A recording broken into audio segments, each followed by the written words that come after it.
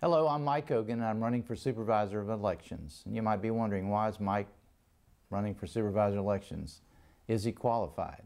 I'd like to share briefly a couple of points. Number one, in 2003, I chaired the House Committee on Ethics and Elections, and we rewrote or reformed all of Florida's election laws. Number two, currently, I am the chairman of PERC, and my responsibility is to oversee elections in every county in Florida. I would ask that you go to our website for more information. That's Mike Hogan for SOE.com.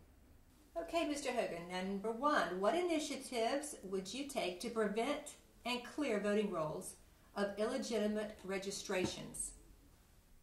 Well, first of all, you have to match your records with other records that are available to you from around the state. The Supervisor of Elections gets their records from the state, but there are records in Duval County. The clerk of the court, for example, the property appraiser and the tax collector have records of where people live.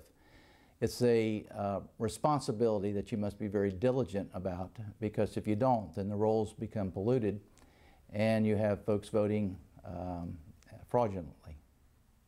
It seems that there are 12.9 million voters in Florida, and the estimate is about 9% of those records are inaccurate.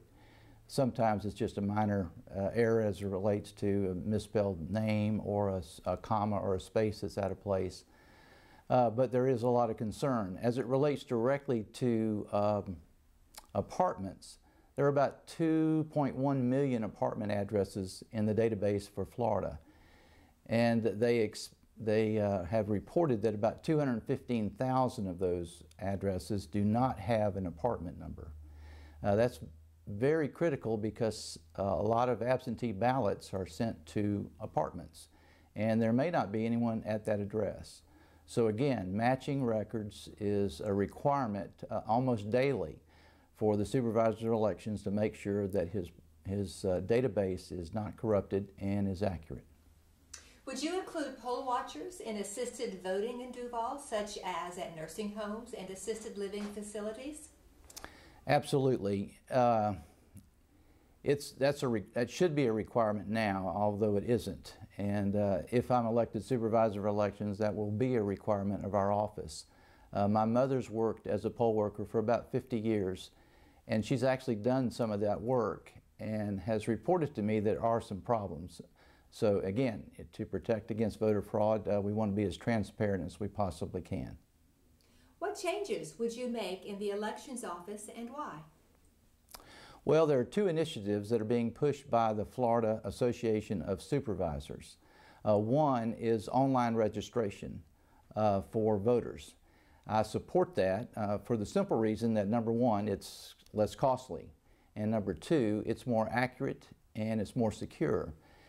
You see, they merge the two databases when you apply online, and the second database is the Motor Vehicle Department's database, which if you've had to go recently or since 2010 to get your driver's license, you will remember that you had to bring a host of documents to prove that you were who you said you were.